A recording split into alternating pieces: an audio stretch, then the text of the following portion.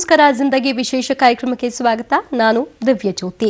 November 8ರಂದು 500 ಮತ್ತು 1000 ಮುಖಬೆಲೆಯ ನೋಟನ್ನ ban ಮಾಡಲಾಯಿತು. ಈ ಬ್ಯಾನ್ ಇಂದ ಬಹಳ ಎಫೆಕ್ಟ್ ಆಯಿತು ಅಂತ ಜನ ಎಲ್ಲ ಮಾತಾಡ್ಕೊಳ್ತಾ ಇದ್ರು. ಆದರೆ ಬಹಳಷ್ಟು ಮಂದಿ ಆದ್ರಾಯ್ತು ತಗೊಳ್ರಿ, 50 ದಿನ ತಡ್ಕೊಳಕ್ಕಾಗಲ್ವಾ ಅಂತ ಮಾತುಗಳನ್ನು ಕೂಡ ನಾವು ಕೇಳಿದ್ವಿ.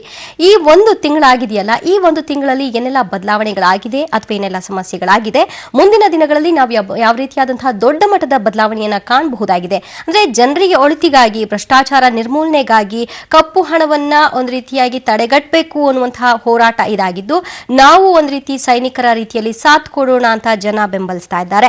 ಇನ್ನು ಈ ಯಾತನೆ ಯಾವ ರೀತಿಯಾಗಿದೆ ಅಥವಾ ಇದನ್ನ ಯಾವ ರೀತಿ ಸಪೋರ್ಟ್ ಮಾಡ್ತಾ ಇದ್ದಾರೆ ಇತ್ಯಾದಿ ವಿಚಾರವನ್ನ ಚರ್ಚೆಯನ್ನ ನಡೆಸೋಣ. ಇದೆ ಹೊತ್ತಿನ ವಿಶೇಷ ದುರ್ಭಿಕ್ಷ ಮಾಸ.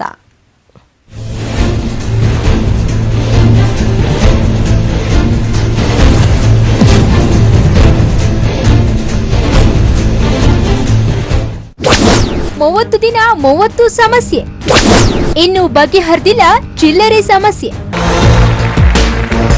ಪ್ರಧಾನಿ ಮೋದಿ ಕಪ್ಪು ಹಣ ಹಾಗೂ ಖೋಟಾ ನೋಟಿಗೆ ಕಡಿವಾಣ ಹಾಕಲು ದೇಶದಲ್ಲಿ ಹೊಸ ಕ್ರಾಂತಿ ಎಬ್ಬಿಸಿದ್ರು. ಕಳೆದ ನವೆಂಬರ್ 8ರಂದು 8 ಗಂಟೆ 30 ನಿಮಿಷದ ಸುಮಾರಿಗೆ 500 ಹಾಗೂ 1000 ರೂಪಾಯಿ ನೋಟ್ಗಳನ್ನ ಬ್ಯಾನ್ ಮಾಡಿ ರಾತ್ರೋರಾತ್ರಿ ಹೊಸ 2000 ರೂಪಾಯಿ ಹಾಗೂ 500 ರೂಪಾಯಿ ನೋಟುಗಳ ಚಲಾವಣೆ ಯೋಜನೆಯನ್ನ ಜಾರಿ ಮಾಡಿದ್ರು. ಶುರುವಾಯಿತು ಜನಸಾಮಾನ್ಯರಿಗೆ ಚಿಲ್ಲರೆ ಸಂಕಟ. ಹಾಲು ತರಕಾರಿ ಖರ್ಚಿಗೆ ದುಡ್ಡಿಲ್ಲದೆ ಪರದಾಟ. ಮೋದಿ ಆರ್ಥಿಕ ಯೋಜನೆಯಿಂದ ದೊಡ್ಡವರೇನು ಆರಾಮಾಗಿದ್ರು, ಆದ್ರೆ ಜನಸಾಮಾನ್ಯರಿಗೆ ದುಡ್ಡಿನ ಕಷ್ಟ ಶುರುವಾಯಿತು. ಬ್ಯಾಂಕ್ ಎಟಿಎಂಗಳಲ್ಲಿ ಹಳೆ ನೋಟುಗಳನ್ನ ಡೆಪಾಸಿಟ್ ಮಾಡಿ 2000 ರೂಪಾಯಿ ಪಡೆಯುವ ಸ್ಕೀಮ್ ಬಂತು. ಈ ಸ್ಕೀಮ್ ಆಗೊಮ್ಮೆ ಈಗೊಮ್ಮೆ ಬದಲಾಗ್ತಾ ಹೋಯಿತು. ಇದರಿಂದ ಜನರಿಗೆ ತೊಂದರೆ ಶುರುವಾಯಿತು. ಮಕ್ಕಳ ಫೀಸಿಗೆ, ಗ್ಯಾಸ್ ಸಿಲಿಂಡರ್ಗೆ, ಆಸ್ಪತ್ರೆಗೆ ಅಲ್ಲಿ ಇಲ್ಲಿಗೆ ಓಡಾಡೋಕೆ ಕಾಸೇ ಇಲ್ಲದಂತಾಯ್ತು. ಬ್ಯಾಂಕ್ ಎಟಿಎಂಗಳ ಮುಂದೆ ಇನ್ನೂ ಕ್ಯೂ. ಆದ್ರೂ ಮೋದಿ ಪ್ಲಾನ್ಗೆ ಶಬಾಸ್ಗಿರಿ. ಕೇವಲ 2000 ಹಾಗೂ 4000 ರೂಪಾಯಿಗೆ ಜನ ಬ್ಯಾಂಕ್ ಎಟಿಎಂಗಳ ಮುಂದೆ ಗಂಟೆಗಟ್ಟಲೆ ಅನ್ನ ನೀರು ಬಿಟ್ಟು ಕ್ಯೂ ನಿಲ್ಲಬೇಕಾಯಿತು. ಇನ್ನೇನು ದುಡ್ಡು ಸಿಗುತ್ತೆ ಎನ್ನುವಷ್ಟರಲ್ಲಿ ದುಡ್ಡೇ ಖಾಲಿ ಆಗ್ತಿತ್ತು. ಜನ ಮನಸ್ಸೊಳಗೆ ಮೋದಿಗೆ ಬೈದುಕೊಂಡು ಮನೆಗೆ ಹೋಗ್ತಾ ಇದ್ರು. ಆದ್ರೆ ಸಾಕಷ್ಟು ಮಂದಿ ಮೋದಿ ಜಾಣ ನಡೆಯನ್ನ ಕೊಂಡಾಡಿದ್ರು. 30 ದಿನಗಳಾದ್ರೂ ಕರಗಿಲ್ಲ ನೋಟಿನ ಕ್ಯೂ.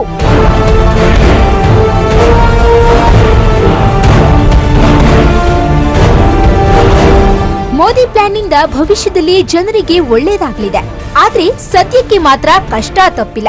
ಮೋದಿ 50 ದಿನ ಟೈಮ್ ಕೊಡಿ, ಎಲ್ಲಾ ಸಮಸ್ಯೆ ಬಗೆಹರಿಯುತ್ತೆ ಎಂದಿದ್ದಾರೆ. ಈಗಾಗಲೇ 30 ದಿನ ಉರುಳಿ ಕರಗಿ ಹೋದ್ವು. ಆದ್ರೆ ನೋಟಿಗಾಗಿ ನಿಲ್ಲೋ ಜನರ ಕ್ಯೂ ಕರಗಿಲ್ಲ. ಹೀಗಾಗಿ ಇನ್ನು 20 ದಿನದಲ್ಲಿ ಎಲ್ಲವೂ ಸರಿ ಹೋಗುತ್ತಾ, ಜನರ ಕೈಲಿ ಚಿಲ್ಲರೆ ದುಡ್ಡು ಓಡಾಡುತ್ತಾ ಅಂತ ಕಾದ್ ನೋಡ್ಬೇಕು. News desk, public TV. ಈ ಬಗ್ಗೆ ಚರ್ಚೆಯನ್ನು ಆರಂಭ ಮಾಡೋಣ. ನಮ್ಮ ಜೊತೆಗೆ ಅತಿಥಿಗಳು ಜಾಯ್ನ್ ಆಗಿದ್ದಾರೆ, ಅವ್ರನ್ನ ಸ್ವಾಗತಿಸೋಣ. ಮೊದಲಿಗೆ ನಮ್ಮ ಜೊತೆಗೆ ನಿವೃತ್ತ ಬ್ಯಾಂಕ್ ಮ್ಯಾನೇಜರ್ ಮತ್ತು ಬರಹಗಾರರಾಗಿರುವಂತಹ MS ನರಸಿಂಹಮೂರ್ತಿ ಅವರಿದ್ದಾರೆ, ಅವ್ರನ್ನ ಸ್ವಾಗತಿಸೋಣ. ಒಂದಷ್ಟು ಹಾಸ್ಯದ ಟಚ್ ಜೊತೆಗೆ ಗಂಭೀರ ಚರ್ಚೆ ಇರುತ್ತೆ ಅಂತ ಭಾವಿಸ್ತೀನಿ. ಸರ್ ನಮಸ್ತೆ, ಕಾರ್ಯಕ್ರಮಕ್ಕೆ ಸ್ವಾಗತ. ನಮಸ್ಕಾರ. ಜೊತೆಗೆ ಚಾರ್ಟೆಡ್ ಅಕೌಂಟೆಂಟ್ ಆಗಿರುವಂತಹ ಲೋಹಿತ್ ಅವರು ನಮ್ಮ ಜೊತೆಗಿದ್ದಾರೆ, ಅವ್ರನ್ನ ಸ್ವಾಗತಿಸೋಣ. ನಮಸ್ತೆ, ಕಾರ್ಯಕ್ರಮಕ್ಕೆ ಸ್ವಾಗತ. ಓಕೆ, ನಿಮ್ಮ ಒಪಿನಿಯನ್ ಪಡೆದುಕೊಳ್ತೀನಿ. ಮೊದಲನೇದಾಗಿ ನಮ್ಮ ಪ್ರತಿನಿಧಿಗಳು ಲೈವ್ ನಲ್ಲಿ ಇದ್ದಾರೆ, ಅವ್ರನ್ನ ಮಾತನಾಡಿಸೋಣ. ಶರತ್ ಕಪ್ಪನಹಳ್ಳಿ ಯಶವಂತಪುರದಿಂದ, KP ನಾಗರಾಜ್ ಮೈಸೂರಿನಿಂದ ಇದ್ದಾರೆ. ಹೆಲೋ, ಗುಡ್ ಮಾರ್ನಿಂಗ್ ತಮ್ಮಿಬ್ಬರಿಗೂ ಕೂಡ.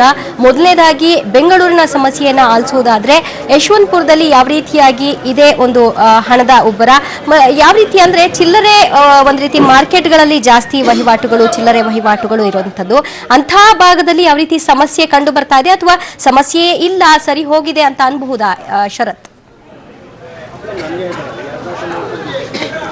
ಖಂಡಿತ ಸಮಸ್ಯೆ ಇದೆ ದಿವ್ಯಾ. ಏಕೆಂದ್ರೆ ನಾನೀಗಾಗಲೇ ಇಲ್ಲಿ ಬೆಂಗಳೂರನ್ನೇ ಆಗಿದ್ರು, ಬೆಂಗಳೂರಿಗೆ ಸಾಕಷ್ಟು ಜನ ರೈತರು ಬರುವಂತಹ ಮಾರುಕಟ್ಟೆ ಇದು. ಕರ್ನಾಟಕದ ಅತಿ ದೊಡ್ಡ ಮಾರುಕಟ್ಟೆ ಏನು ಯಶವಂತಪುರದ APMC ಆಡಿದೆ, ಆ ಸ್ಥಳದಲ್ಲಿ ಇದೀನಿ. ಈಗ ನೋಡ್ತಾ ಇರ್ಬೋದು, ಬೆಳಿಗ್ಗೆನೆ ಆಗ್ಲೇ ವಹಿವಾಟು ಎಲ್ಲ ಕೂಡ ಆರಂಭವಾಗಿದೆ. ಏನೋ ನೀರುಳ್ಳಿ ಹಾಗೂ ಆಲೂಗಡ್ಡೆ ಬೆಳೆದಂತ ರೈತರು ಎಲ್ಲ ಈಗಾಗಲೇ ಇಲ್ಲಿಗೆ ಧಾವಿಸಿದ್ದಾರೆ. ಈಗಾಗಲೇ ವ್ಯಾಪಾರ ವಹಿವಾಟು ಕೂಡ ನಡೀತಾ ಇದೆ. ಅವರನ್ನೇ ನಾವು ಕೇಳೋಣ. ಅಂದ್ರೆ ಇವತ್ತಿನ 1 ತಿಂಗಳಾಯ್ತು 500 ರೂಪಾಯಿ ಹಾಗೂ 1000 ರೂಪಾಯಿ ಮುಖಬೆಲೆಯ ನೋಟ್ ಏನಾಗಿದೆ ಅನ್ನೋದನ್ನ ಆ ರೈತರನ್ನ ಕೇಳೋಣ. ಹಾಸನ ಜಿಲ್ಲೆಯಿಂದ ಬಂದಿದ್ದಾರೆ ಅಂತ ಹೇಳ್ತಾ ಇದ್ರು. ಸರ್ ನಮಸ್ತೆ. ಸರ್ ಹೇಗಿದೆ ನಿಮ್ಮ ಬೆಳೆ ಈ ಸರಿ? ಈ ಸರಿ ಆ ಮಳೆ ಇಲ್ಲೆಲ್ಲ ಬೆಳೆ ಕ್ಷೀಣಿಸಿತೆ, ಇಳುವರಿ ಕಮ್ಮಿ ಆಗಿದೆ. ಚೀಲಕ್ಕೆ 2 ಚೀಲ 3 ಚೀಲ ಬರ್ತೈತೆ, ಒಂದು 5 ಚೀಲ ಬರ್ತೈತೆ. ಸೊ ಆಲೂಗೆಡ್ಡೆಯ ಬೆಂಗಳೂರು ಮಾರ್ಕೆಟಿಗೆ ತಗೊಬಂದಿದೀವಿ. ಓಕೆ, ಇದು ಆ ಥರ ನಿಮ್ಮ ಬೆಳೆದಾದ್ರೆ ಈಗ ಹಣದ ಸಮಸ್ಯೆ ಏನಾಗ್ತಿದೆ? 500 ರೂಪಾಯಿ ಮತ್ತು 1000 ರೂಪಾಯಿ ಮುಖಬೆಲೆಯ ನೋಟ್ ಬ್ಯಾನ್ ಆದ್ಮೇಲೆ ಸರ್ ನಾವೀಗ ಒಂದು ಊರಲ್ಲಿ ಒಂದು 10 ಜನ ರೈತರು ಒಟ್ಟಾಗಿ ಆಲೂಗೆಡ್ಡೆ ಎಲ್ಲ ತಗೊಬಂದಿದೀವಿ. ಆಲೂಗೆಡ್ಡೆ ಮಾರ್ಕೆಟ್ಗೆ ಈಗ ಮಾರ್ಕೆಟ್ ತಗೊಬಂದಿದ್ವಿ. ಚಿಲ್ಲರೆ ಸಮಸ್ಯೆ ಐತೆ, ದುಡ್ಡು 2000 ರೂಪಾಯಿ ಲೋಟು. ಯಾವ ರೀತಿ ಚಿಲ್ಲರೆ ಸಮಸ್ಯೆ ಆಗ್ತಾ ಇದೆ ಸರ್? ಪ್ರಮುಖವಾಗಿ ಸರ್ ಆಲೂಗೆಡ್ಡೆ ಮಂಡಿಲಿ ಮಾರಿ ದುಡ್ಡು ಕೊಡ್ತಾರಲ್ಲ, ಆಗ 2000 ರೂಪಾಯಿ ಕೊಡಕ್ ಬರ್ತಾರೆ. ಸೊ ಆಮೇಲೆ ಚಿಲ್ಲರೆ ಇಲ್ಲ, ಅದೊಂದು ಸಮಸ್ಯೆ, ದೊಡ್ಡ ಸಮಸ್ಯೆ ಆಗಿದೆ ಸರ್ ಈಗ. ಓಕೆ, ಈ ತರ ಸಮಸ್ಯೆ ರೈತರದಾಗಿದ್ರೆ ಇನ್ನು ವ್ಯಾಪಾರಸ್ಥರು ಕೂಡ ಏನ್ ಹೇಳ್ತಾರೆ ಅಂತ ಅವ್ರನ್ನು ಕೂಡ ಕೇಳೋಣ. ಸರ್, ಏನ್ ಸಮಸ್ಯೆ ಆಗುತ್ತೆ ಅಂತ ಹೇಳ್ತೀರಾ ನೀವು? ಸರ್, ಈಗ ಒಂದು ಲಾರಿ ಬಂದ ಕೂಡಲೇ ಅಲ್ಲಿಂದ ಸ್ಟಾರ್ಟ್ ಆಗುತ್ತೆ ನಮಗೆ ಸಮಸ್ಯೆ. ಈಗ ಲಾರಿ ಬಾಡಿಗೆ ಅವ್ರು ಕೇಳೋದು ಹೊಸ ನೋಟೇ ಬೇಕು. ಒಂದು ಗಾಡಿಗೆ ಈಗ ನಮ್ಮ ರಾಸನದಿಂದ ಬಂದರೆ ಅವ್ರದ್ದು ಒಂದು 10-15 ಸಾವಿರ ಬಾಡಿಗೆ ಆಗುತ್ತೆ. ಅದೇ ನೀವು ಆಗ್ರಾದಿಂದ ಬಂದರೆ ಅದು 70-80 ಸಾವಿರ ಬಾಡಿಗೆ ಆಗುತ್ತೆ. ಅವನಿಗೂ ಹೊಸ ನೋಟೇ ಬೇಕು ಅಂತಾನೆ. ಚೆಕ್ ಕೊಡ್ತೀನಿ ಅಂದರೆ ತೊಗೊಳಲ್ಲ. ಈಗ ಅವ್ನು ಚೆಕ್ ಕೊಟ್ಟರು ಅವ್ನು ತೊಗೊಂಡು ಡೀಸೆಲ್ ತುಂಬಿಸ್ಕೊಳ್ಳೋಕ್ಕೆ ಪೆಟ್ರೋಲ್ ಬಂಕ್ ಅವನಿಗೆ ಇವನು ಕ್ಯಾಶ್ ಆಗೋದಕ್ಕೆ 3 ದಿವಸ ಆಗುತ್ತೆ. ಅವ್ನು ಅಲ್ಲಿ ತನಕ ಹೋಗೋಕ್ಕಾಗಲ್ಲ. ಆದ್ರಿಂದ ಅವ್ರು ಏನು ಮಾಡ್ತಾರೆ, ನಮ್ಗೆ ಕ್ಯಾಶೇ ಕೊಡಿ ಅಂತಾರೆ. ಅವ್ರು ನಮಗೆ ಕೊಡೋದೇ ವಾರಕ್ಕೆ 50 ಸಾವಿರ ಕೊಡ್ತಾರೆ. ಅದ್ರಲ್ಲಿ ನಾವು ಇವ್ರು ಒಂದೊಂದು ದಿವಸಕ್ಕೆ ಒಂದು ಲಾರಿಗೆ ಇಟ್ಕಲ್ಲ ಅಂದರೆ ನಾವಿನ್ನು ಇಡೀ ಮಾರ್ಕೆಟ್ ನಾವೇನು ವ್ಯಾಪಾರ ಮಾಡೋದು ಅಂತ. ಎಲ್ಲ ಕ್ಯಾಶ್ಲೆಸ್ ಮಾಡಿ, ಆನ್ಲೈನ್ ಮಾಡಿ ಅಂತಾರೆ. ರೈತರ ಹತ್ರ ಅದನ್ನ ಮಾಡ್ಲಿಕ್ಕೆ ಸಾಧ್ಯ ಇದೆಯಾ ಸರ್? ಸರ್, ಈಗ ಒಬ್ಬರಿಗೆ 5,000 ಸಾವಿರ ಪಟ್ಟಿ ಬರ್ಬೋದು, ಒಬ್ರಿಗೆ 15 ಸಾವಿರ ಪಟ್ಟಿ ಬರ್ಬೋದು. ಅವ್ರು ನಾವು ಇವ್ರಿಗೆಲ್ಲ ಕೊಟ್ಟರೆ ಇವ್ರು ತಗೊಂಡಾಗ ಇಲ್ಲಿಂದಾನೆ ಖರ್ಚು ಸ್ಟಾರ್ಟ್ ಆಗುತ್ತೆ. ಈಗ ಅಲ್ಲಿಂದ ಆಲೂಗಡ್ಡೆ ಅದು ಹಾಕೊಂಡ್ ಬಂದಿರ್ತಾರೆ. ಈಗ ಬೆಂಗಳೂರಿಂದ ಹೋಗುವಾಗ ಮಕ್ಕಳು ಮರಿಗೆ ಬಟ್ಟೆ ಗಿಟ್ಟೆ ತಗೊಂಡೋಗ್ಬೇಕು ಅಂತಿರ್ತಾರೆ. ಇವ್ರು ಅದು ತಗೊಂಡೋಗ್ಬಿಟ್ಟು ಇನ್ನು ಕ್ಯಾಶ್ಲೆಸ್ ಮಾಡಬೇಕು ಅಂದ್ರೆ ಇವ್ರು ಏನೋ ತಗೊಂಡೋಗ್ಬೇಕಲ್ಲ. ದುಡ್ಡು ಇರಲ್ಲ ಅಂತ ಏನು ಮಾಡ್ತಾರೆ ಇವರು? ಈಗ 2,000 ರೂಪಾಯಿ ನೋಟ್ ಕೊಡ್ತೀವಿ ನಾವು ಇವ್ರಿಗೆ. ಇಲ್ಲಿಂದ ಊರಿಗೆ ಹೋಗ್ಬೇಕು, ಬಸ್ಸಲ್ಲಿ ಅವ್ರು ಕೊಡ್ಲಿಲ್ಲ ಅಂದ್ರೆ 2,000 ರೂಪಾಯಿ ಕೊಟ್ಬಿಟ್ಟು ಚಿಲ್ಲರೆ ಕೊಡಲಿಲ್ಲ ಅಂದ್ರೆ ಅವ್ರು ಬಸ್ಸವ್ರು ಇಳಿಸ್ಬಿಟ್ಟು ಹೊಂಟೋಗ್ಬಿಡ್ತಾರೆ.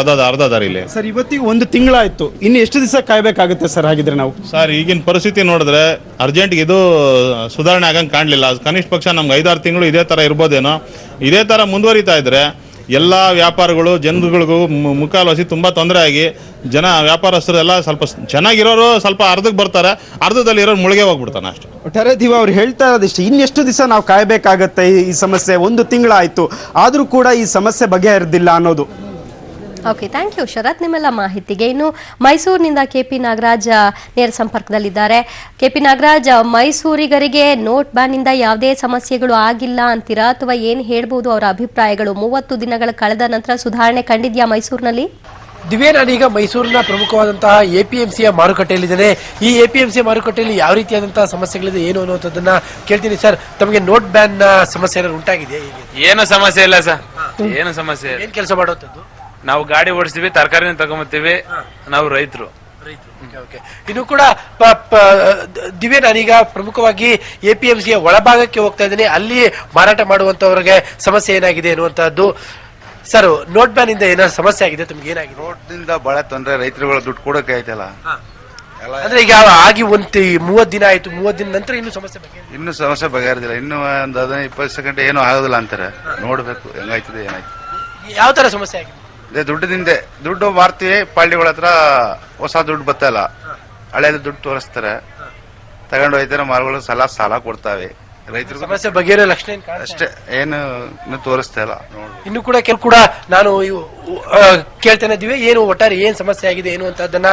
ಯಾಕೆಂದ್ರೆ ಈ ಹೇಳಿಕೆಯಲ್ಲಿ ಇದು ಮೈಸೂರಿನ ಪ್ರಮುಖವಾದಂತಹ ಎಪಿಎಂಸಿ ಮಾರುಕಟ್ಟೆ ಆಗಿದೆ. ಇಲ್ಲಿ ಆಗಿರುವಂತಹ ಸಮಸ್ಯೆಗಳೇನು ಅನ್ನುವಂಥದ್ದನ್ನ ನಾನೀಗ ಕೇಳ್ತೇನೆ. ಸರ್, ನೋಟ್ನ ಸಮಸ್ಯೆ ಆಗಿ ನಿಮ್ಗೆ ಏನೋ ಸಮಸ್ಯೆ ಆಗಿದೆ, ಹೇಗಾಗಿದೆ?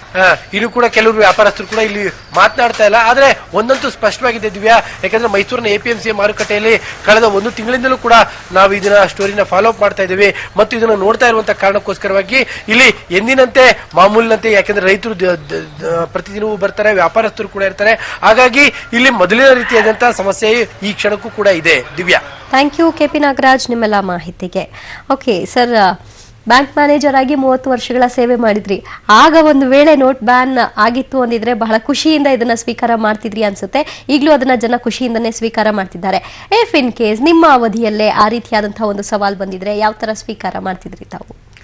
ನಮಗೆ ರಿಸರ್ವ್ ಬ್ಯಾಂಕ್ ಆಫ್ ಇಂಡಿಯಾದಿಂದ ನೋಟುಗಳು ಬರುತ್ತೆ.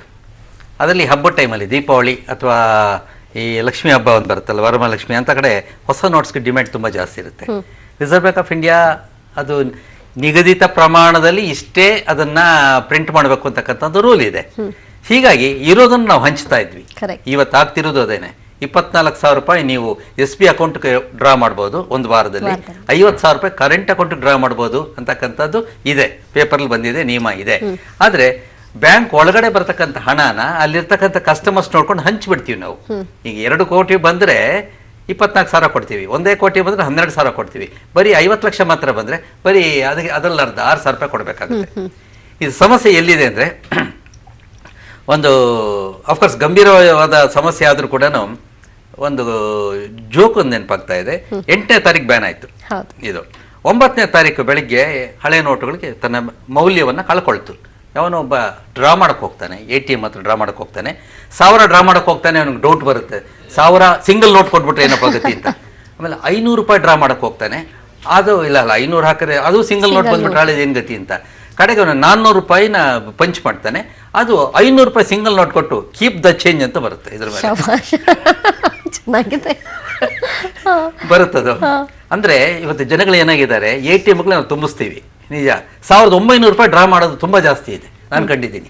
ಯಾಕೆ ಅಂತಂದ್ರೆ, ನೀವು 1900 ರೂಪಾಯಿ ಡ್ರಾ ಮಾಡಿದಾಗ ಏನಾಗುತ್ತೆ, 500 ರೂಪಾಯಿಗಳು 3 ಕೊಡಬೇಕಾಗುತ್ತೆ, 400 ರೂಪಾಯಿ 100 ರೂಪಾಯಿ 4 ಕೊಡಬೇಕಾಗುತ್ತೆ. 2000 ರೂಪಾಯಿ ಆದ್ರೆ ಸಿಂಗಲ್ ನೋಟ್ ಕೊಟ್ಬಿಡುತ್ತೆ.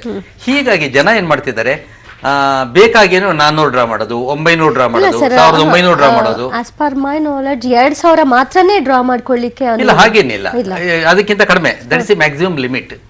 ನಿಮ್ಮಲ್ಲಿ ಡಿನಾಮಿನೇಷನ್ಸ್ ಇದ್ರೆ ಕೊಡುತ್ತೆ, ಇಲ್ಲ ಅಂದ್ರೆ ಕೊಡೋದಿಲ್ಲ. ಆಮೇಲೆ notes reserve bank of India supply ಇದು. ರಾತ್ರೋರಾತ್ರಿ ಅದೆಷ್ಟೋ ಲಕ್ಷ ಕೋಟಿ ಹಣ ಬ್ಯಾನ್ ಆಗೋಯ್ತು. ಅದು ಎಷ್ಟು ಅಂತ ನಮ್ಮ ಟಿವಿನಲ್ಲೇ ಬಂದಿದೆ. ಎವರೆಸ್ಟಿನ 300 ಪಟ್ಟು ಎತ್ತರಕ್ಕೆ ಆ ನೋಟ್ಗಳನ್ನ ಜೋಡಿಸ್ಬೋದು, ಚಂದ್ರನ ಹತ್ತಿರಕ್ಕೆ 2 ಸಲ ಹೋಗಿ ಬರ್ಬೋದು, ಇವೆಲ್ಲ ಇದೆ. ಅಷ್ಟು ನೋಟ್ನ ಮತ್ತೆ ನಾವು ಪ್ರಿಂಟ್ ಮಾಡೋಕ್ಕೆ ನಮಗೆ ಕಾಲಾವಕಾಶ ಬೇಕಾಗುತ್ತೆ, ಅದು ತಿಳ್ಕೋಬೇಕು. ಒಬ್ಬ ಮನುಷ್ಯ ಕೆಳಗಡೆ ಬಿದ್ದು ಕಾಲು ಮುರ್ಕೊಂಡ್ರೆ 45 ದಿನ ಬೇಕು ಕಾಲು ನೆಟ್ಗಾಗಿ ಓಡಾಡಕ್ಕೆ. ಬಟ್ ಈ ಎತ್ತರದ ಏನು ಹಣದ ಬಗ್ಗೆ ಮಾತನಾಡ್ತಾ ಇದ್ರಿ, ನೋಟಿನ ಬಗ್ಗೆ ಮಾತನಾಡ್ತಿದ್ರಿ, ಅದಷ್ಟು ಚಲಾವಣೆಯಲ್ಲಿ ಇರ್ಲಿಲ್ಲ ಅನ್ನೋದು ನಮ್ ಗಮನದಲ್ಲಿದೆ ಸರ್. ಅದೆಲ್ಲ ಒಂದಷ್ಟು ಹಾಸಿಗೆ ಕೆಳಗೆ ಒಂದಷ್ಟು ಟ್ರಂಕ್ ಮೂಟೆಗಳೆಲ್ಲ ಕಟ್ಟಿಟ್ಟಿದ್ರು, ಅವೆಲ್ಲ ಈಗ ವಾಪಸ್ ಆಚೆ ಬಂದಿದೆ. ಅದು ನಿಜ. ಮತ್ತೆ ಈಗಲೂ ಏನಾಗ್ತಾ ಇದೆ ಅಂದ್ರೆ, 2000 ರೂಪಾಯಿ ನೋಟ್ ಬಿಟ್ವಿ ನಾವು. ಅಂದ್ರೆ ಮುಂಚೆನೇ ಅದನ್ನ ಪ್ಲಾನ್ ಮಾಡಿಬಿಟ್ರು. ಯಾಕಂದ್ರೆ ಹೈಯರ್ ಡಿನಾಮಿನೇಷನ್ ಒಂದು ಬೇಕು ಅಂತ ಬಹಳ ಮುಂಚಿತವಾಗಿ ಯೋಚನೆ ಮಾಡಿ, ಈಗ 500 ಮುಂಚೆನೆ ಪ್ರಿಂಟ್ ಮಾಡಿದ್ರೆ ಜನಕ್ಕೆ ಡೌಟ್ ಬರುತ್ತೆ, 1000 ಪ್ರಿಂಟ್ ಮಾಡಿದ್ರೆ ಜನಕ್ಕೆ ಡೌಟ್ ಬರುತ್ತೆ. ಜನಕ್ಕೆ ಡೌಟ್ ಬರದೇ ಇರೋಂಗೆ 2000 ರೂಪಾಯಿ ಪ್ರಿಂಟ್ ಮಾಡಿದ್ರು ನೋಡಿ. ನೋಟ್ ಬರುತ್ತೆ ಅಂದ್ರೆ ಬೇರೆ ಯೋಚನೆ, ಹೌದೌದು, ಬೇರೆ ಸೀರೀಸ್ ಬರುತ್ತೆ ಅಂದ್ರೆ ಐಡಿಯಾ ಬಂದ್ಬಿಡುತ್ತೆ ಅಂತ 2000 ಪ್ರಿಂಟ್ ಮಾಡಿದ್ರು. ಈಗ 2000 ನಾವು ಕೊಟ್ಟ ತಕ್ಷಣನೇ ಅದನ್ನ ಏನೋ ಒಂದು ಒಳ್ಳೆ ಒಂದು ಮಾನ್ಯುಮೆಂಟು ಅಥವಾ ಯಾವುದೋ ಒಂದು ಇರ್ತಾರ ಮನೆಯಲ್ಲಿ ಇಟ್ಕೊಳ್ತಾರೆ. ಒಬ್ಬ ಚಲನಚಿತ್ರ ನಟ ತನ್ನ ಹೆಂಡತಿಗೆ ಮೊದಲನೇ 2000 ರೂಪಾಯಿ ನೋಟ್ ಕೊಟ್ಟ ಅಂತ ನಮ್ಮ ಟಿವಿಯಲ್ಲಿ ಬಂತು. ನನ್ನ ಮಗನಿಗೂ ಮೊದಲನೇ 2000 ರೂಪಾಯಿ ನೋಟ್ ಕೊಟ್ಟೆ, ಅವನು ಅದನ್ನು ಪರ್ಸಲ್ಲಿ ಇಟ್ಕೊಂಡಿದ್ದಾರೆ, ಖರ್ಚು ಮಾಡ್ತಾ ಇಲ್ಲ. ಹೀಗೆ ಯಾರ್ಯಾರ ಹತ್ರ 2000 ರೂಪಾಯಿ ಹೊಸ ನೋಟ್ ಹೋಗುತ್ತೋ ಅವರೆಲ್ಲ ಅಲ್ಲೇ ಇಟ್ಕೊಂಡಿದ್ದಾರೆ. ಈಗ ಪಾಸಿಂಗ್ ದಿ ಬಾಲ್ ಅಲ್ಲಿ ನಿಮ್ಮ ಕೈಗೆ ಬಂದ ಬಾಲ್ನ ಪಕ್ಕಕ್ಕೆ ಕೊಟ್ರೆ ಅದು ಮೂವ್ ಆಗ್ತಿರುತ್ತೆ. ಬೇಕು ಅಂದಾಗ ಅದನ್ನ ಖರ್ಚು ಮಾಡ್ಲೇಬೇಕಲ್ವಾ ಸರ್? 2000 ಮೀರಿದಂತೆ ನಮ್ಮ ಹತ್ರ ಅಮೌಂಟೇ ಇಲ್ಲ ಅಂದಾಗ ಅದನ್ನ ತಗೊಂಡು ಹೋಗ್ಲೇಬೇಕು, ಅದನ್ನ ಚಿಲ್ಲರೆ ಮಾಡಿಸ್ಲೇಬೇಕು. ಎಲ್ಲಾ ಮನೆಗಳಲ್ಲೂ ಈ ರೀತಿಯಾಗಿ ಸಮಸ್ಯೆ ಇಲ್ಲ, ಕೆಲ ಮನೆಗಳಲ್ಲಿ ಇದ್ದೇ ಇದೆ. ಸಣ್ಣ ಪುಟ್ಟ ಖರ್ಚಿಗಾಗಿ ಬೇಕೇ ಬೇಕು ಅಮೌಂಟು ಅನ್ನುವಂಥದ್ದು. ಲೋಹಿತ್ ಅವ್ರು ಏನ್ ಹೇಳ್ತೀರಿ ಈ ಸಮಸ್ಯೆಯ ಬಗ್ಗೆ? ಒಂದ್ ರೀತಿ ಈ ನೋಟ್ ಬ್ಯಾನ್ ಆದಾಗ ಸಮಸ್ಯೆ ಅನ್ನೋ ಪದ ಏನಿದೆ ಅದು ಬಹಳ ಚಾಲ್ತಿಗೆ ಬಂದ್ಬಿಡ್ತು ಅಂತ ಅನ್ಸುತ್ತೆ. ಫೈನ್, ಏನ್ ಹೇಳ್ತೀರಿ? ಇಲ್ಲಿ ಪ್ಲಾನಿಂಗ್ ಏನು ಮಾಡಿದ್ರು RBI ಅವರು ಪ್ಲಸ್ ನಮ್ಮ ಮೋದಿ ಅವರು, we have to appreciate because macro level decision ಇದು. ಬಟ್ ಒಂದೇ ಒಂದು ಕ್ವೆಶನ್ ನನ್ನ ಪ್ರಕಾರ ಬಂದಿರ್ದಿದ್ದು ಅಂದರೆ, ಈ ನಮ್ಮ ಕಾಯಿನ್ಸ್ ಅಂತ ತಗೊಂಡಾಗ 1 ರೂಪಾಯಿ 2 ರೂಪಾಯಿ ಕಾಯಿನು, 5 ರೂಪಾಯಿ ಕಾಯಿನು ಮತ್ತು 10 ರೂಪಾಯಿ ಕಾಯಿನ್ ಅಂತ ಇದೆ. ಅದೇ ರೀತಿ ನೋಟಲ್ಲೂ 100, 500, 1000, 50, 20, 10 ಅಂತಿದೆ. ಎಲ್ಲೋ ಒಂದ್ ಕಡೆ 200 ರೂಪೀಸ್ ನೋಟ್ ಒಂದು ಬಂದಿದ್ದಿದ್ರೆ ವಿ ಶುಡಂಟ್ ಹ್ಯಾವ್ ಈ ತರ ಒಂದು ಮ್ಯಾಕ್ರೋ ಲೆವೆಲ್ ಪ್ರಾಬ್ಲಮ್ ನ ಫೇಸ್ ಮಾಡ್ತಾ ಇದ್ರಿ ಅಂತ ಅನ್ಕೋತಾ ಇರ್ಲಿಲ್ಲ. ಏನಕ್ಕೆ 200 ರೂಪೀಸ್ ಬಗ್ಗೆ ಯೋಚನೆ ಮಾಡಿದಾಗ 200 ರೂಪಾಯಿ ಯೋಚನೆ ಮಾಡ್ಬೇಕಿತ್ತು ಅಂತ ನೀವು ಹೇಳ್ತೀರಾ. ಕರೆಕ್ಟ್. ಅದು ಒಂದು ಮಾಡೋ ಪ್ರಮಾಣ ಜಾಸ್ತಿ ಆಗುತ್ತಲ್ವಾ? ಕರೆಕ್ಟ್. ಅದೇನಾಗುತ್ತೆ ಅಂದ್ರೆ, ಈಗ ಫಾರ್ ಎಕ್ಸಾಂಪಲ್ ನನ್ನ ಹತ್ರ 1 kg ಒಂದು ವಸ್ತು ಇತ್ತು ಅಂತ ಇಟ್ಕೊಳ್ಳಿ, ಅದು 1000 ರೂಪಾಯಿ ಅಂತ ಇಟ್ಕೊಳ್ಳೋಣ. ನನಗೆ 800 ಗ್ರಾಮ್ ಬೇಕು ಅಂತ ಹೇಳಿದ್ರೆ 100, 200, 500 ಮತ್ತೆ 1000 ಡಿನಾಮಿನೇಷನ್ ಅಲ್ಲಿ ಇದ್ದಾಗ ಅದು ಈಸಿ ತಗೊಳ್ಳೋದಿಕ್ಕೆ. ಯಾವುದೇ ಪರ್ಮಿಟೇಷನ್ ಕಾಂಬಿನೇಷನ್ ಮಾಡಿದ್ರು 100, 200, 500, 1000 ಇದ್ರೆ ನನಗೆ 800 ಗ್ರಾಮ್ ಬೇಕು ಅಂತ ಹೇಳಿದ್ರೆ 800 ಗ್ರಾಮ್ಗೆ 800 ರೂಪಾಯಿ, 500 ರೂಪಾಯಿದು ಒಂದು ನೋಟ್ ಆಗುತ್ತೆ, 200 ರೂಪಾಯಿದು ಒಂದು ನೋಟ್ ಆಗುತ್ತೆ, 100 ರೂಪಾಯಿದು ಒಂದು ನೋಟ್ ಆಗುತ್ತೆ. ಅಕಸ್ಮಾತ್ ಅದು 300 ರೂಪೀಸ್ ನೋಟ್ ಯಾಕೆ ಆಗಬಾರ್ದು ಅನ್ನೋ ಪ್ರಶ್ನೆ ಬಂದಾಗ ನನಗೆ 700 ಗ್ರಾಮ್ ಬಂದಾಗ ನನಗೆ ಚಿಲ್ಲರೆ ಸಮಸ್ಯೆ ಕಾಡುತ್ತೆ. ಸೊ ಇಲ್ಲಿ ನನ್ನ ಪಾಯಿಂಟ್ ಏನು ಅಂದ್ರೆ, ಪ್ಯಾರಲಲ್ ಆಗಿ 2000 ನೋಟ್ಸ್ ಬಿಟ್ಟಾಗ ಅಥವಾ 2000 ನೋಟ್ಸ್ ಬಿಡಕ್ ಮುಂಚೆ 200 rupees ನೋಟ್ಸು ಬಿಟ್ಟಿದ್ದಿದ್ರೆ ಬೆಟರ್ ಆಗ್ತಾ ಇತ್ತು. ಆರ್ 100 rupees ನೋಟ್ನ ಇನ್ನೂ ಜಾಸ್ತಿ ಪ್ರಮಾಣದಲ್ಲಿ ಪ್ರಾಬಬ್ಲಿ ಲಾಸ್ಟ್ 6 months ಇಂದ ಇವ್ರು ಏನು ಪ್ಲಾನ್ ಮಾಡಿದ್ರು ಅದರಲ್ಲಿ ಇನ್ಫ್ಯೂಸ್ ಮಾಡಬೇಕಾಗಿತ್ತು ಸಿಸ್ಟಮ್. ಯಾಕೆ ಹೇಳ್ತೀನಿ ಅಂದರೆ, ಈಗ 1,000 ನೋಟು ನಾನು ವಿಡ್ರಾ ಮಾಡ್ತಾ ಇದ್ದೀನಿ ಅಂದರೆ ಅದರದ್ದು ಈಕ್ವಲೆಂಟ್ ಅಮೌಂಟು 10-100 ರೂಪಾಯಿ ನೋಟುಗಳು ಸಿಸ್ಟಮಲ್ಲಿ ಇರಬೇಕು. ಅದಿಲ್ಲ ಅಂದಾಗ ಏನಾಗುತ್ತೆ, ಚಿಲ್ಲರೆ ಸಮಸ್ಯೆ ಕಾಡುತ್ತೆ. ನನ್ನ ಹತ್ರ ಇವತ್ತು ದುಡ್ಡು ಇದ್ರೂ ಇಲ್ಲದೇ ಇರೋ ಒಂದು ಸ್ಟೇಜ್ಗೆ ಹೋಗ್ಬಿಟ್ಟಾಗ ಜನಗಳು ಈ ಥರ ಆಗೋದು expected. But very soon we should see positive sides of it. Everything happens for a good reason. ನೀವು ಅವಾಗಲೇ ಹೇಳ್ದಂಗೆ ಎಲ್ಲೋ ಹಾಸಿಗೆ ಕೆಳಗಡೆ ಮಂಚ ಕೆಳಗಡೆ ಇಟ್ಟಿದ್ದೆಲ್ಲ ಆಚೆ ಬಂತು ಅಂತ, ಅದು ಸತ್ಯ. ಅದು ವಿ ಹ್ಯಾವ್ ಟು ಸಪೋರ್ಟ್. ಅದೆಲ್ಲ ಕೆಲವು ಸರಿ ಲೀಗಲ್ ಆಗು ಬಂದಿಲ್ವಲ್ಲ, ಅದೇ ಪ್ರಾಬ್ಲಮ್ ಅಂತ. They will face the music as far as income tax. Definite. ನಮ್ಮ ಜೊತೆಗೆ ಮತ್ತೊಬ್ರು ಅತಿಥಿ ಜಾಯ್ನ್ ಆಗಿದ್ದಾರೆ, ಅವ್ರನ್ನ ಸ್ವಾಗತಿಸೋಣ. ಸ್ಪಂದನ ಮಹಿಳಾ ಸಂಘಟನೆಯ ವೀಣಾ ಅವರು, ನಮಸ್ತೆ, ಕಾರ್ಯಕ್ರಮಕ್ಕೆ ಸ್ವಾಗತ. ಓಕೆ, ರಾಯಚೂರಿನಿಂದ ನಮ್ಮ ಪ್ರತಿನಿಧಿ ನೇರ ಸಂಪರ್ಕದಲ್ಲಿದ್ದಾರೆ ವಿಜಯ್ ಜಾಗಟ್ಕಲ್. ವಿಜಯ್, ರಾಯಚೂರಿನಲ್ಲಿ ಹೇಗಿದೆ ಪರಿಸ್ಥಿತಿ? 30 ದಿನಗಳು ಕಳೆದ ನಂತರದ ಒಂದು ವಾತಾವರಣ ಹೇಗೆ ಕಂಡು ಬರ್ತಾ ಇದೆ? ಖಂಡಿತವಾಗಿ ದಿವ್ಯಾ, ಏನು 30 ದಿನಗಳು ಕಳೆದ್ರೂ ಕೂಡ ಏನು ಚಿಲ್ಲರ ಸಮಸ್ಯೆ ಇನ್ನೂ ಕೂಡ ಬಗೆಹರಿದಿಲ್ಲ. ನಾವೀಗ ರಾಯಚೂರಿನ ಏನು ಕೃಷಿ ಮಾರುಕಟ್ಟೆ ಉತ್ಪನ್ನ ಕೇಂದ್ರ SBH ಬ್ಯಾಂಕ್ನ ATM ಮುಂದೆ ಇದ್ದೀವಿ.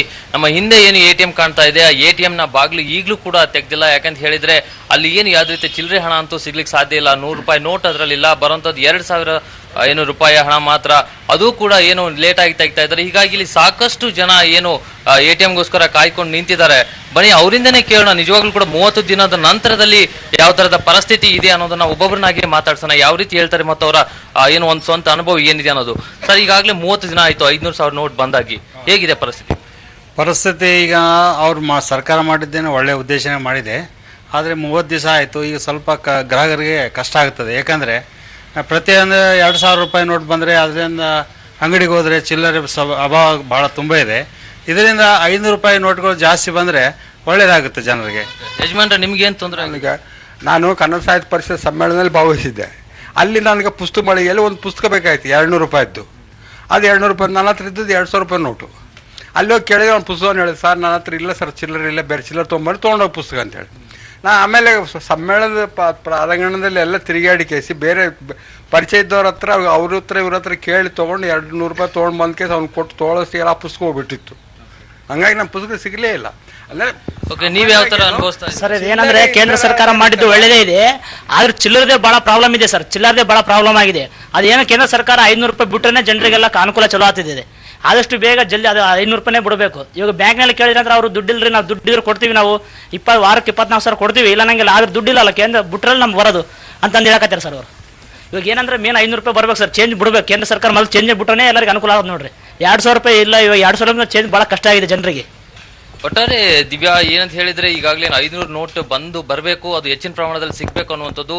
ರಾಯಚೂರಿನಲ್ಲಿ ನೋಡೋದಾದ್ರೆ ಒಂದು 2 ಅಂದ್ರೆ ಪಂಜಾಬ್ ಮತ್ತು ಆಂಧ್ರ ಬ್ಯಾಂಕಲ್ಲಿ ಬಿಟ್ರೆ ಬೇರೆ ಎಲ್ಲೂ ಕೂಡ 500 ನೋಟು ಸಿಗ್ತಾ ಇಲ್ಲ. ಎಲ್ಲ ಕಡೆ ಇರುವಂತದ್ದು 2,000 ನೋಟು.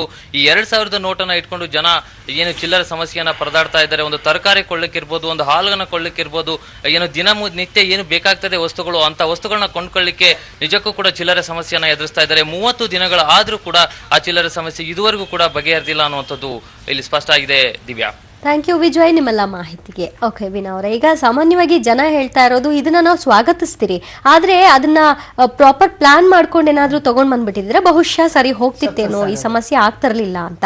ಈಗಲೂ ಏನ್ ಸಕ್ಸಸ್ ಆಗಿಲ್ಲ ಅಂತೀರಾ ಇದನ್ನ? ನನ್ನ ಪ್ರಕಾರ ಇದು ಸಕ್ಸಸ್ ಆಗಿಲ್ಲ.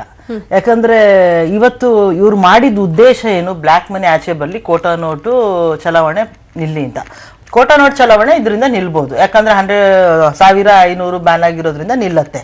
ಇವಾಗ ಒಂದು ಸಾಮಾನ್ಯ ಜನ, ಒಂದು ಮಧ್ಯಮ ವರ್ಗನೋ ಕೆಳ ಮಧ್ಯಮ ವರ್ಗದ ಜಾಸ್ತಿ ನಮ್ಮ ಇಂಡಿಯಾ ದೇಶದಲ್ಲಿರೋದು ಅವರೇನೆ. ನಾವು ಯಾವುದೋ ದೊಡ್ಡ ಬಿಸ್ನೆಸ್ ಮ್ಯಾನ್ ಬಗ್ಗೆ ನಾವು ಮಾತಾಡೋದು ಬೇಡ, ಅಥವಾ ಬ್ಲ್ಯಾಕ್ ಮನಿ ಇರೋನ್ ಬಗ್ಗೆ ಮಾತಾಡೋದು ಬೇಡ. ನನಗೇನು ಬೇಕು, ಕಂಫರ್ಟ್ ಲೈಫ್ ಬೇಕು. ಒಂದು ಮಧ್ಯಮ ವರ್ಗ ಏನು ದಿನನಿತ್ಯದ ಸಾಮಾನು ತೊಗೊಳಕ್ಕೆ ಆಗಿರ್ಬೋದು, ನನಗೆ ಓಡಾಡಲಿಕ್ಕೆ ಬಸ್ ಚಾರ್ಜ್ಗೆ, ಆಟೋ ಚಾರ್ಜ್ಗೆ, ಇದನ್ನಷ್ಟೇ ನಾನು ಯೋಚನೆ ಮಾಡ್ತೀನಿ. ಅವರಿಗೆ ಬೇರೆ ಜ್ಞಾನನೇ ಇರಲ್ಲ. ಇವರು 2,000 ತಂದಿದ್ದೇನು ಉದ್ದೇಶ, ಅದೆಲ್ಲ ತುಂಬ ಜನಕ್ಕೆ ಅದ್ರ ವಿಷಯನೇ ಗೊತ್ತಿರಲ್ಲ. ನಾವು ನಾಲೆಡ್ಜ್ ಇರೋ ನಾವು ಮಾತಾಡ್ತೀವಿ. ಅವ್ರಿಗೆ ಕಾಣೋದು ಒಂದೇ ಸಮಸ್ಯೆ, ನನ್ನ ಹತ್ರ ದುಡ್ಡಿಲ್ಲ, ಹಾಲಿಗೆ ದುಡ್ಡಿಲ್ಲ, ತರಕಾರಿಗೆ ದುಡ್ಡಿಲ್ಲ, ದಿನಸಿಗೆ ದುಡ್ಡಿಲ್ಲ. ಬಸ್ ಸ್ಟ್ಯಾಂಡಲ್ಲಂತೂ ಬಸ್ಸಲ್ಲಿ ಹೋಗೋದೇ ದೊಡ್ಡ ಪ್ರಾಬ್ಲಮ್ ಆಗೋಗಿದೆ ಈಗ. ಇದನ್ನು ನಾನು ಯೋಚನೆ ಮಾಡಲೇಬೇಕು. ಇದು ಮಾಡಿದ ಉದ್ದೇಶ ಸರಿ ಇದ್ದರೂ ಮೋದಿಯವರು ಅದನ್ನು ಒಂದು ಪ್ರಾಪರ್ ಪ್ಲ್ಯಾನಲ್ಲಿ ಮಾಡಲಿಲ್ಲ. ಜನಸಾಮಾನ್ಯರಿಗೂ ಹೊಡೆತ ಬೀಳ್ದಂಗೆ ಮಾಡ್ಬೋದಿತ್ತು ಇದನ್ನು.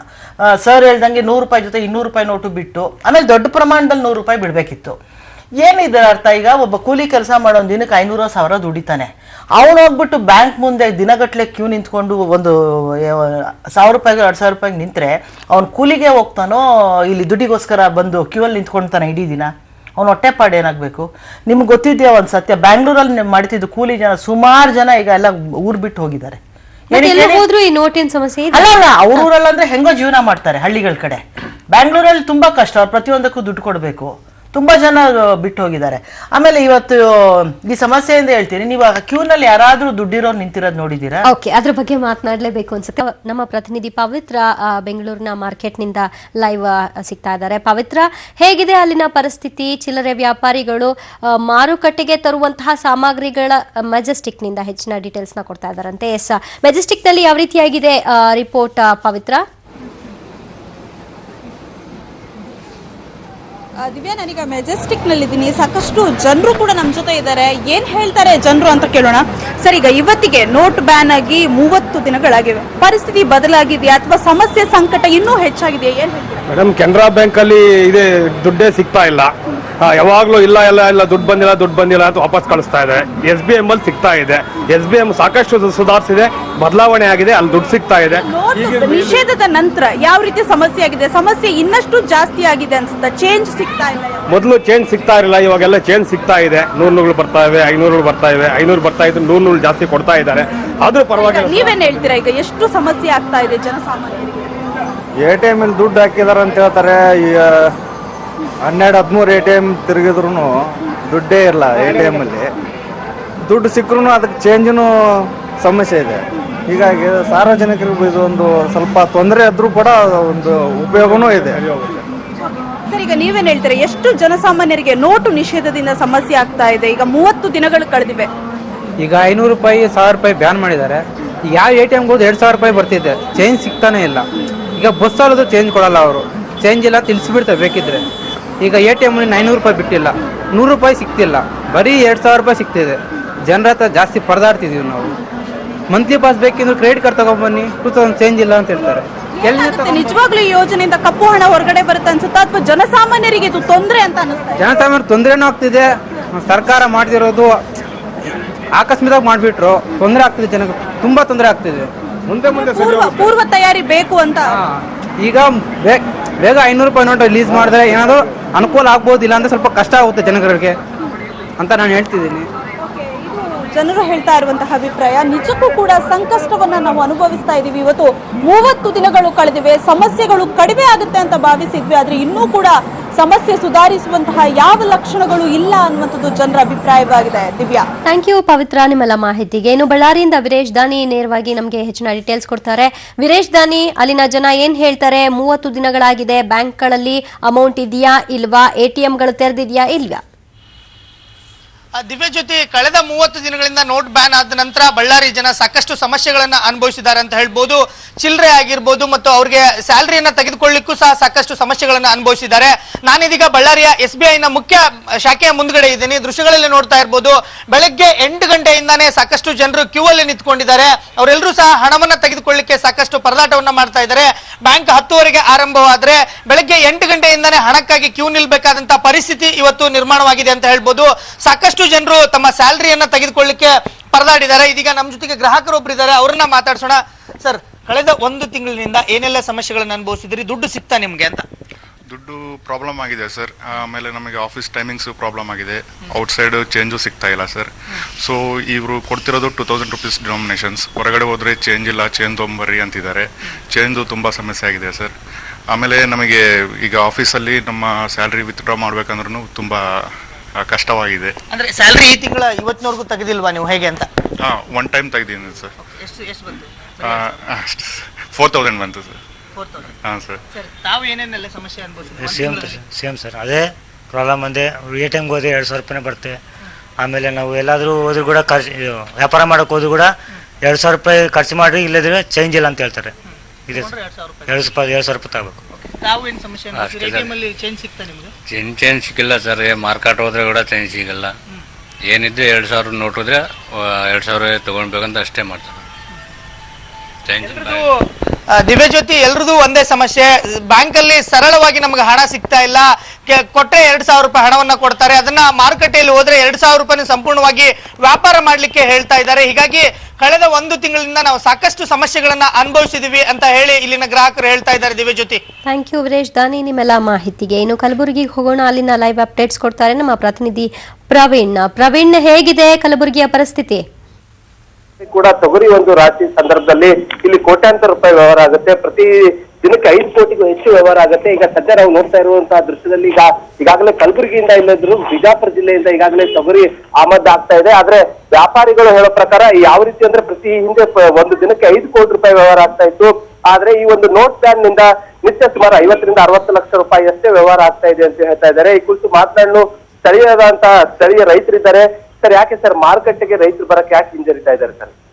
ಏನಪ್ಪಾ ಅಂದ್ರೆ ರೈತರು ತೆಗೆದುಕೊಂಡು ಬರ್ತಕ್ಕಂಥ ತೊಗರಿಯನ್ನ ಇವತ್ತು ಅತ್ಯಂತ ಪ್ರಮುಖವಾದಂತ ಖನಿಜೆಯನ್ನ ಇವತ್ತು ದಿವಸ ರೇಟಿನ ಪ್ರಶ್ನೆ ಆಯ್ತು. ಮತ್ತ ವಹಿವಾಟುಗಳು ಏನಾಗ್ಯದ ಅಡತಿ ಮಾಲಕರಿಗೂ ರೈತರಿಗೂ ಸಂಬಂಧ ಏನ್ ಬಂದಂದ್ರ ಅಡತಿ ಮಾಲಕರ ಬಳಿ ಹೆಚ್ಚಿನ ಹಣ ಇಲ್ಲ. ಆದ್ರೆ ನಾವ್ ಇವತ್ತು 100 ಚೀಲ ಇವತ್ತು ನೋಡ್ಬೋದು, ಈಗ ಲಾರಿ ಗಟ್ಲೆ ತುಂಬಿರ್ತದ, ಆ ಲಾರಿ ತಗೊಂಡ್ ಬಂದಿದ್ವಿ. ಆದ್ರೂ ಕೂಡ ಇಲ್ಲಿ ಏನದ ತಗೊಳ್ ಬರ್ತಕ್ಕಂಥದ್ದು ಅವ್ರ ಚೆಕ್ ಮೂಲಕ ಏನದ ರೊಕ್ಕ ಕೊಡ್ತೇವೆ ಅಂತಾರ. ಚೆಕ್ ತಗೊಂಡು ನಾವ್ ಯಾವ ಅಕೌಂಟಿಗೆ ಹಾಕ್ಬೇಕು? ನಾವು ನೇರವಾಗಿ ತೊಗರಿ ತರಬೇಕಂದ್ರೆ ಅಡತಿ ಮಾಲಕರ ಬಳಿ ಹೋಗಿ ಸೀದಾ ರೊಕ್ಕ ಕೊಡ್ಬೇಕು. ಇವತ್ತು 10 ಲಕ್ಷ ಬರ್ಲಿ, 5 ಲಕ್ಷ ಬರ್ಲಿ, 2 ಲಕ್ಷ ಬರ್ಲಿ, ಹಿಂಗಾಗಿ ಬರ್ತಾ ಇಲ್ಲ. ಅದಕ್ಕೆ ವಹಿವಾಟಕ್ಕೆ ಬಹಳ ದೊಡ್ಡ ಹೊಡೆತ ಬಿದ್ದದೇನೋ ಅಂತಕ್ಕಂಥ ಇವತ್ತು ಹೇಳ್ಬೇಕಾಗ್ತದೆ. ಬಹುಶಃ ಇಲ್ಲಿ ಇರ್ತಕ್ಕಂಥ ಗುಲ್ಬರ್ಗ ಮಾರ್ಕೆಟ್ ನಲ್ಲಿ ವಹಿವಾಟದ ಪ್ರಾಬ್ಲಮ್ ಬಹಳ ಆಗ್ಯದ. ಅದಕ್ಕೆ ರೊಕ್ಕದ ವ್ಯವಹಾರದಾಗ ಸ್ವಲ್ಪ ಏರುಪೇರು ಆಗೋದ್ರಿಂದ ರೈತರಿಗೆ ತೊಂದರೆ ಆಗ್ಯದ. ಈ ಕುರಿತು ಮಾತನಾಡಲು ದಿವ್ಯ, ಈಗಾಗಲೇ ರೈತರು ಹೇಳೋ ಪ್ರಕಾರ ಈ ರೀತಿ ಚೆಕ್ ಒಂದು ಮುಖಾಂತರ ಅಡತ್ ಮಾಲಕರು ಹಣ ಕೊಡ್ತಾ ಇದ್ದಾರೆ, ಹೀಗಾಗಿ ತೊಂದರೆ ಆಗ್ತಾ ಇದೆ ಅಂತ ಹೇಳ್ತಾ ಇದ್ದಾರೆ. ಈ ಕುರಿತು ಅಡತ್ ಮಾಲಕರು ಏನ್ ಹೇಳ್ತಾರೆ ಕಾರಣ ಸರ್? ಯಾಕೆ ಸರ್ ರೈತರಿಗೆ ಡೈರೆಕ್ಟ್ ಆಗಿ ಹಣ ಕೊಡಕ್ಕೆ ಯಾಕೆ ಪ್ರಾಬ್ಲಮ್ ಆಗ್ತಾ ಇದೆ ನಿಮ್ಗೆ? ಸರ್, ರೈತರಿಗೆ ಹಣ ಕೊಡೋಕೆ ಪ್ರಾಬ್ಲಮ್ ಆಗ್ತಾ ಇದೆ ಅಂತಂದ್ರೆ ಮತ್ತೆ ಎಷ್ಟು ಹಣ ನಮ್ಮ ಕರೆಂಟ್ ಅಕೌಂಟ್ ಇಂದ ವಿಡ್ರಾ ಮಾಡೋದಕ್ಕೆ ಪರ್ಮಿಷನ್ ಇತ್ತು, ಅವಾಗ ತೊಂದರೆ ಆಗ್ತಾ ಇರಲಿಲ್ಲ. ಕೇಂದ್ರ ಸರ್ಕಾರ ಏನು ನೋಟ್ ಬ್ಯಾನ್ ಮಾಡಿದೆ. ಈಗ ಮಾಡಿದ್ಮೇಲೆ ಏನಾಗಿದೆ ಅಂದ್ರೆ ಬರೀ ಕರೆಂಟ್ ಅಕೌಂಟ್ ಇಂದ 50,000 ವಿಡ್ರಾ ಮಾಡ್ಬೇಕು. 50,000 ನಮಗೆ ಒಂದು ದಿವಸಕ್ಕೂ ಸರಿ ಹೋಗೋದಿಲ್ಲ. ಈಗ 1 ವಾರ ಆಗುತ್ತೆ. ನಾವು ಇದು ಈಗ 50,000 ವಿಡ್ರಾ ಮಾಡಿದ್ರೆ ಮತ್ತೆ ಮುಂದಿನ ವಾರನೇ 50,000 ವಿಡ್ರಾ ಮಾಡ್ಬೇಕು. ಇಲ್ಲಿ ಪ್ರತಿದಿನ ಲಕ್ಷಾಂತರ ರೂಪಾಯಿ ವ್ಯವಹಾರ ಆಗೋದ್ರಿಂದ ಅದು 50,000 ರೂಪಾಯಿ ಯಾವುದಕ್ಕೂ ಸರಿ ಹೋಗ್ತಾ ಇಲ್ಲ. ರೈತರಿಗೆ ನಾವು ಚೆಕ್ ಕೊಡ್ತೀವಿ ಅಂತಂದ್ರೆ ಅವ್ರು ತಗೊಳ್ತಾ ಇರಲಿಲ್ಲ. ನಮ್ಮ ಹತ್ರ ಕ್ಯಾಶ್ ದುಡ್ಡು ಕೊಡಬೇಕು ಅಂತಂದ್ರೆ ಅಕೌಂಟ್ ಅಲ್ಲಿ ದುಡ್ಡು ಇದ್ರು ನಾವು ವಿಡ್ರಾ ಮಾಡಿ ತಂದು ಕೊಡುವಂತ ಪರಿಸ್ಥಿತಿನಲ್ಲಿಲ್ಲ. ಹೀಗಾಗಿ ಮಾರುಕಟ್ಟೆಯಲ್ಲಿ ತೊಗರಿ ಧಾನ್ಯ ಬೆಲೆನೂ ಕುಸಿತವಾಗಿದೆ, ವ್ಯವಹಾರಕ್ಕೂ ತೊಂದರೆ ಆಗಿದೆ. ರೈತರಿಗೂ ದಿನನಿತ್ಯ ಅವರು ಸಮಸ್ಯೆಗಳಿಗೆ ತುಂಬಾ ಆಗ್ತಾ ಇದೆ. ಅವರು ದಿನನಿತ್ಯ ಮನೆಗೆ ಬೇಕಾಗಿರೋ ಸಾಮಾನು ಖರೀದಿ ಮಾಡೋದಕ್ಕೆ ಅದಕ್ಕೆ ತುಂಬಾ ಹಣದ ಅಡಚಣೆ ಆಗ್ತಾ ಇದೆ. ಈಗ 50,000 ತಂದಿದ್ದು ಹಣದಲ್ಲಿ ಬರೀ ಎಲ್ಲ ಬ್ಯಾಂಕಲ್ಲಿ 2,000 ನೋಟ್ ಕೊಡ್ತಾ ಇದ್ದಾರೆ. 500 ರೂಪಾಯಿ ನೋಟ್ ಇಲ್ಲ. ಈಗ ಯಾವ್ದಾದ್ರು ಬಾಡಿಗೆ ಕೊಡ್ಬೇಕಂದ್ರೆ 100 ರೂಪಾಯಿ ನಾವು ಮತ್ತೆ 100 ಜನಕ್ಕೆ ಕೇಳಾಪಂತ ಪರಿಸ್ಥಿತಿ ನಿರ್ಮಾಣ ಆಗಿದೆ. ಈಗ ಸರ್ಕಾರಕ್ಕೆ ಏನು ಆಗ್ರಹ ಪಡಿಸ್ತೀರಾ ಸರ್ ಪ್ರಮುಖವಾಗಿ? ಸರ್ಕಾರ ಈಗ ಸ್ಪೆಷಲಿ ಏನಿದೆ ಅಂತಂದ್ರೆ ಈ ಕೃಷಿ ಉತ್ಪನ್ನಗಳಿಗೆ ಸಂಬಂಧಪಟ್ಟ ಮತ್ತು ರೈತರಿಗೆ ಸಂಬಂಧಪಟ್ಟ ವ್ಯವಹಾರಗಳು ಏನಿದೆ ಅನ್ನಲ್ಲ, ಅದಕ್ಕಾದ್ರೂ ಒಂದು ಸ್ವಲ್ಪ ರಿಲ್ಯಾಕ್ಸ್ ಮಾಡಿ ದುಡ್ಡು ಬ್ಯಾಂಕಿಂದ ಹೆಚ್ಚಿನ ವಿಡ್ರಾ ಮಾಡುವಂತ ಪರ್ಮಿಷನ್ ಕೊಡ್ಬೇಕು. ಯಾಕಂದ್ರೆ ಎಲ್ಲ ಜಾಸ್ತಿ ರೈತರ ಹತ್ರ ಅಕೌಂಟ್ ಇರೋದಿಲ್ಲ. ಅಕೌಂಟ್ ಇದ್ರು ಅವ್ರವ್ರ ಊರಿನಲ್ಲಿ ಅಕೌಂಟ್ ಇರುತ್ತೆ, ಅವ್ರ ಸ್ಥಳೀಯವಾದಂತ ಬ್ಯಾಂಕ್ ಅಲ್ಲಿ ಅಕೌಂಟ್ ಇರುತ್ತೆ. ನಾವು ಚೆಕ್ ಕೊಟ್ಟ ಮೇಲೆ ಅವ್ರಿಗೆ 3-4 ದಿವಸ ಮತ್ತೆ ಅವ್ರ ಅಕೌಂಟ್ ಕ್ರೆಡಿಟ್ ಆಗಿ ಕ್ಲಿಯರಿಂಗ್ ಆಗಿ ಅವ್ರಿಗೆ ಫೈನಲ್ ದುಡ್ಡು ಸೇರೋದಕ್ಕೆ ಇದು ಹೋಗುತ್ತೆ. ಅವ್ರು ಪಟ್ಟಣಕ್ಕೆ ಬರುವಂತ ಪರಿಸ್ಥಿತಿನಲ್ಲಿ ಏನಿರುತ್ತೆ ಅಂದ್ರೆ ತಮ್ಮ ಉತ್ಪನ್ನಗಳನ್ನು ತಗೊಂಡು ಬಂದು ಮಾರ್ಕೆಟಿಗೆ ಮಾರಾಟ ಮಾಡಿ ತಮ್ಮ ಮನೆಗೆ ಬೇಕಾದಂತ ಸಾಮಾನು ಖರೀದಿ ಮಾಡ್ಕೊಂಡು ಹೋಗುವಂತ ಪರಿಸ್ಥಿತಿನಲ್ಲಿ ಅವ್ರು ಬಂದಿರ್ತಾರೆ. ಅಂತದ್ರಲ್ಲಿ ನಾವು ಚೆಕ್ ಕೊಡ್ತೀವಿ, ದುಡ್ಡಿಲ್ಲ ಅಂತಂದ್ರೆ ಅವರಿಗೆ ತುಂಬಾ ಸಮಸ್ಯೆ ಆಗ್ತಾ ಇದೆ, ನಮಗೂ ತುಂಬಾ ಸಮಸ್ಯೆ ಆಗ್ತಾ ಇದೆ. ದಿನ ಇಲ್ಲ, ಇದು ಒಂದು ಬಹಳ ದೊಡ್ಡ ಸಮಸ್ಯೆ ಆಗ್ತಾ ಇದೆ ಅವ್ರಿಗೆ ಹೇಳೋದು. ಈ ಹಿಂದೆ ಎಷ್ಟು ವ್ಯವಹಾರ ಆಗ್ತಾ ಇತ್ತು ಈ ಒಂದು ಸಂದರ್ಭದಲ್ಲಿ? ಸೊ ಈಗ ಎಷ್ಟಾಗ್ತಾ ಇದೆ ಪ್ರತಿನಿತ್ಯ? ಗುಲ್ಬರ್ಗ ಕೃಷಿ ಉತ್ಪನ್ನ ಮಾರುಕಟ್ಟೆ ಸಮಿತಿ. Okay, thank you Praveen. ನಿಮ್ಮೆಲ್ಲ ಮಾಹಿತಿಗೆ ಸಂಪರ್ಕ ಸಾಧ್ಯ ಆಗ್ತಾ ಇಲ್ಲ. ಮುಂದಿನ ಸುದ್ದಿಗಳಲ್ಲಿ ಹೆಚ್ಚಿನ ಡೀಟೇಲ್ಸ್ನ ಪಡ್ಕೊಳ್ಳೋಣ. Thank you. ರಾಜ್ಯದಲ್ಲಿ ಎಲ್ಲಿ ನೋಡಿದ್ರೂ ಕೂಡ ಭ್ರಷ್ಟಾಚಾರ ತಾಂಡವ ಆಡ್ತಾ ಇದೆಯಾ ಅನ್ನುವಂತಹ ಅನುಮಾನ ಎಲ್ಲೆಡೆಯಿಂದ ವ್ಯಕ್ತವಾಗ್ತಾ ಇದೆ. ಮತ್ತು ಕರ್ನಾಟಕ ಭ್ರಷ್ಟಾಚಾರದಲ್ಲಿ ಇಷ್ಟರ ಮಟ್ಟಿಗೆ ಫಾಸ್ಟ್ ಫಾರ್ವರ್ಡ್ ಆಗಿದೆಯಾ? ಎಲ್ಲಿ ನೋಡಿದ್ರೆ ಅಲ್ಲಿ ಕಪ್ಪು ಕುಳಕಗಳು ಸಿಕ್ಕಿ ಬೀಳ್ತಾ ಇವೆ. ಇತ್ತೀಚೆಗಷ್ಟೇ ಐಟಿ ದಾಳಿಯಲ್ಲಿ ಚಿಕ್ಕರಾಯಪ್ಪ ಜಯಚಂದ್ರ ರೆಡ್ ಹ್ಯಾಂಡ್ ಆಗಿ ಸಿಕ್ಕಿ ಬೆದ್ದಿದ್ರು. 150 ಕೋಟಿ ರೂಪಾಯಿ ಬೇನಾಮಿ ಆಸ್ತಿ ಬಹಿರಂಗ ಆಗಿತ್ತು. ಇದೀಗ ಆ ಪಟ್ಟಿಗೆ ಮತ್ತೊಬ್ಬ ಕೆಎಎಸ್ ಅಧಿಕಾರಿ ಸೇರ್ತಾ ಇದ್ದಾರೆ. ಅವರ ಹೆಸರು ದಿ ಗ್ರೇಟ್ ಭೀಮಾ ನಾಯಕ್. ಪ್ರಧಾನಿ ನರೇಂದ್ರ ಮೋದಿಗೆ ಗಣಿ ಧನಿ ಜನಾರ್ದನ್ ರೆಡ್ಡಿ ಶಾಕ್ ಕೊಟ್ಟಿದ್ದಾರೆ ಅನ್ಸುತ್ತೆ. ನೋಟು ನಿಷೇಧದ ಬಳಿಕ ಕೋಟಿ ರೂಪಾಯಿ ಮೊತ್ತದ ಹಳೆಯ ನೋಟುಗಳು ವಿನಿಮಯ ಆಗಿದ್ದಾವೆ.